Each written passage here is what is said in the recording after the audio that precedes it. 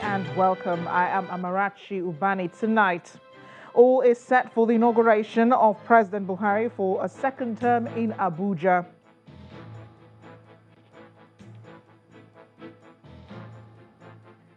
For the second time this week, President Buhari meets security chiefs, directs them to block inflow of illegal firearms into the country. As the Buhari-led administration begins its second tenure tomorrow, we begin an assessment of the past 4 years and the next 4 years.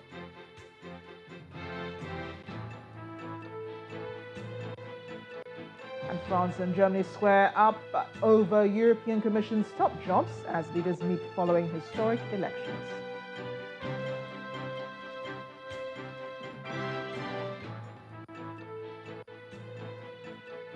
On business news tonight, federal government plans to borrow additional 90 billion naira to fund 8.9 trillion naira 2019 budget.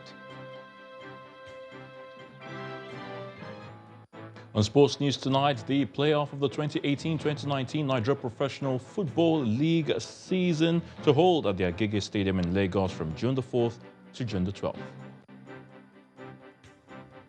And from Abuja, one person killed as building marked for demolition collapses on Lagos Island.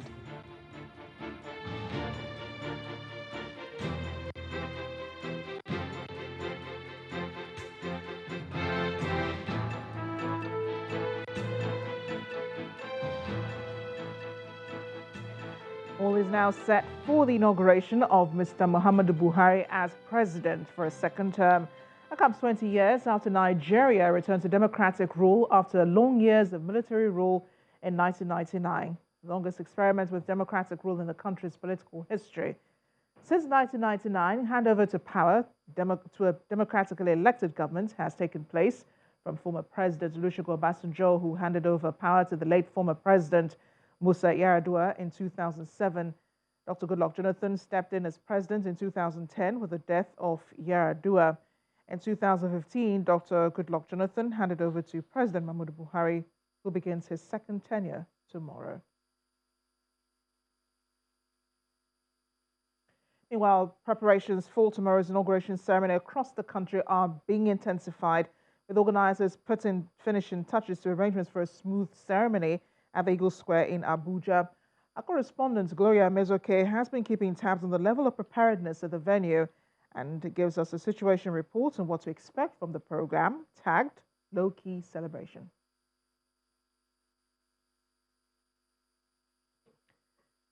We'll have that report in a minute, but as the first tenure of President Muhammadu Buhari winds down, more ministers have handed over the reins of their offices to their permanent secretaries as directed by President Buhari.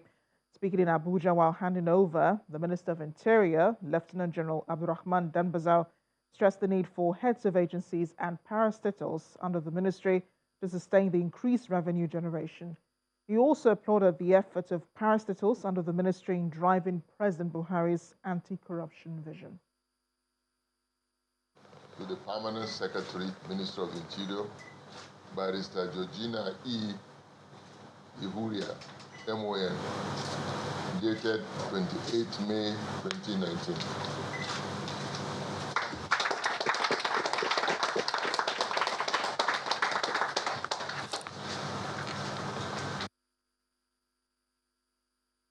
Unless Nigeria gets its electoral process in the correct, consistent and progressive trajectory, all efforts at nation building and promoting peace and progress will remain epileptic.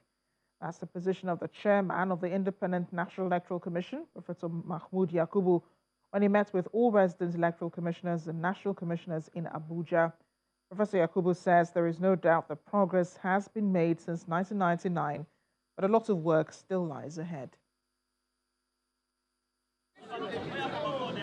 It's been 2 months since the general elections in Nigeria, an election that many say was not well prepared for, with last-minute funding approvals, postponement of election and security challenges. Perhaps in a bid to forestall future occurrences, the chairman of the Independent National Electoral Commission is meeting with national commissioners, resident electoral officers, and other staff of the commission. We are convinced that there should be a major national conversation on the management of our electoral process. We are convinced that until we get our electoral process right, consistent, and progressively on a positive trajectory, our efforts at nation building, peace, and progress shall remain at best epileptic. No doubt we have made progress since 1999, but a lot of work still lies ahead. Professor Yakubu, who revealed that over the last 40 years, every election has been accompanied by a plethora of reports, itemizes the issues to be reviewed in a bid to making future elections better.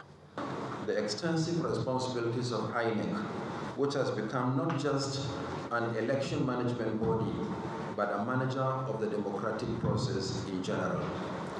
This often leaves the Commission little time to plan for elections and simultaneously and effectively address other extensive and more complex responsibilities such as constituency delimitation and prosecution of electoral offenders. And above all, we need a new conversation around the personal conduct of especially the political actors, the do-or-die attitude of some politicians, and the inability to penalize electoral offenders incentivize bad behavior.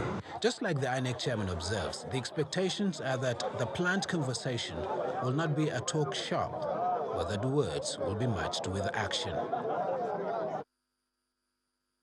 So preparations still in top gear for the inauguration ceremony at Eagle Square in Abuja tomorrow. Our correspondent Gloria Mezoke has been keeping tabs on the level of preparedness of the venue and gives us a situation report on what to expect from the program.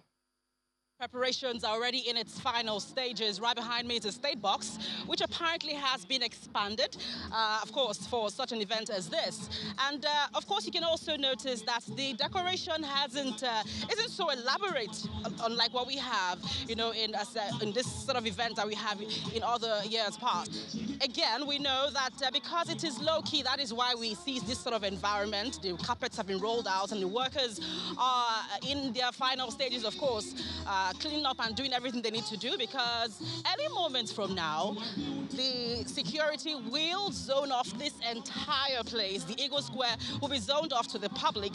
And so because it will be low-key, it is expected that the president might not, or Nigerians will not get to see the usual march past or the air displays or even foreign heads of state attending this event, unlike what we used to have in the past. Meanwhile, the president has directed security services to ensure that everything is done to block the gaps that facilitate the inflow of illegal firearms into the country, as well as the porous borders. That's according to the Chief of Naval Staff, who briefed the media at the end of a closed-door meeting convened by the president with security chiefs ahead of tomorrow's inauguration. Vice Admiral Ibokete Abbas noted that the spate of kidnapping, armed banditry, and robbery have been on the increase in some parts of the country. He added that the briefings have revealed better response from the military and other security services owing to improved synergy on intelligence. While the president says he's impressed with efforts to tackle the menace, he's also directed security chiefs to identify other means of securing the nation's porous borders.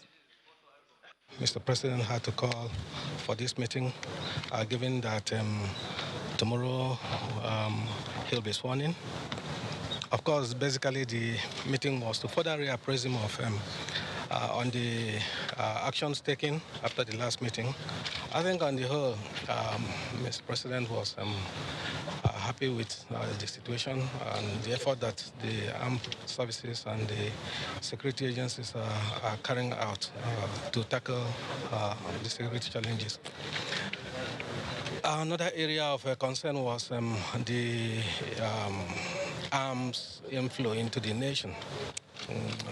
It's only God, perhaps, that can police such an expanse of border that we have. that's an area that Mr. President has directed that we do all that we can as well to ensure that we block the gaps and those security areas that we also need to address.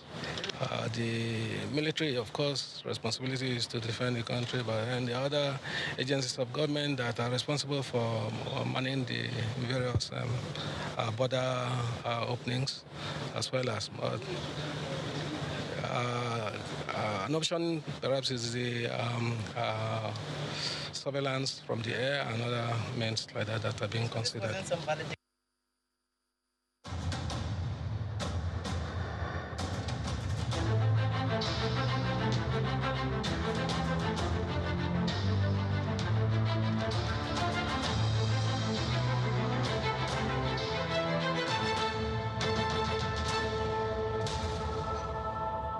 It's been a mixed grill of success and challenges for the nation's security architecture in the last 4 years. Security forces have been battling to contain the Boko Haram insurgents in the northeast, cattle rustlers and armed bandits in the northwest, farmers-herders clashes and communal violence in the north-central, as well as kidnapping all over the country. In this report, our correspondent Amaka Okafor takes a look at the security situation in the country in the last 1 year and the way forward for the Buhari administration. We face enormous challenges. Insecurity. President Muhammadu Buhari pledging to fight insecurity at his inauguration in 2015.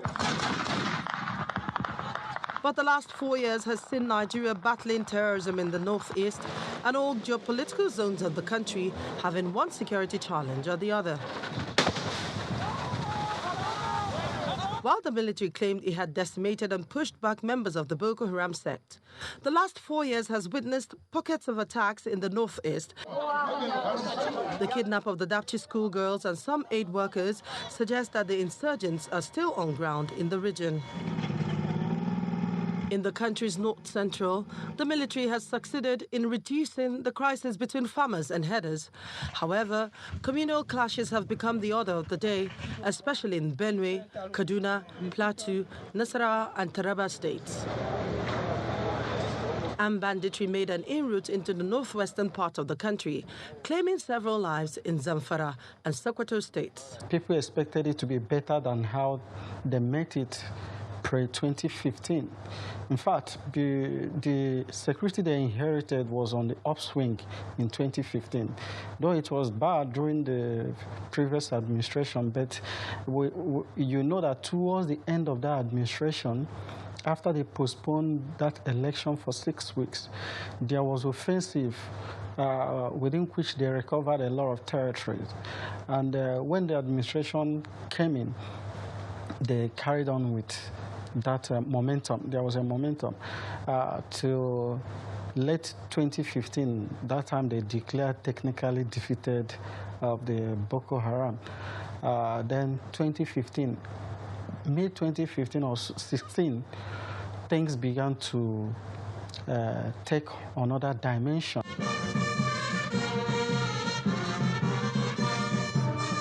As the president pledges the oath of allegiance to Nigerians on May 29, 2019, there are expectations of the All Progressive Congress-led government.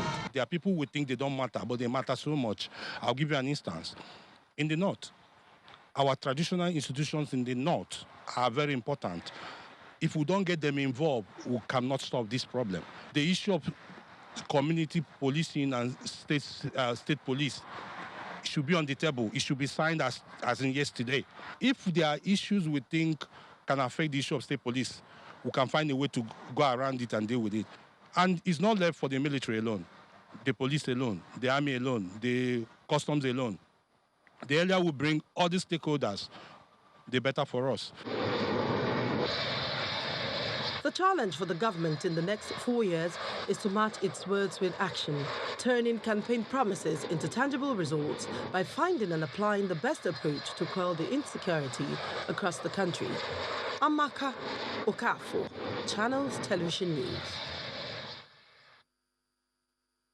In part 2 after the break, we'll continue our discussion on the security situation in the country in the last 4 years and the way forward. I'll be joined on the news at 10 by the former Deputy Director of Air Operations of the Nigeria Air Force, Air Commodore Abayomi Balogun. Also, one person killed as a building marked for demolition in Lagos Island collapses. Stay with us.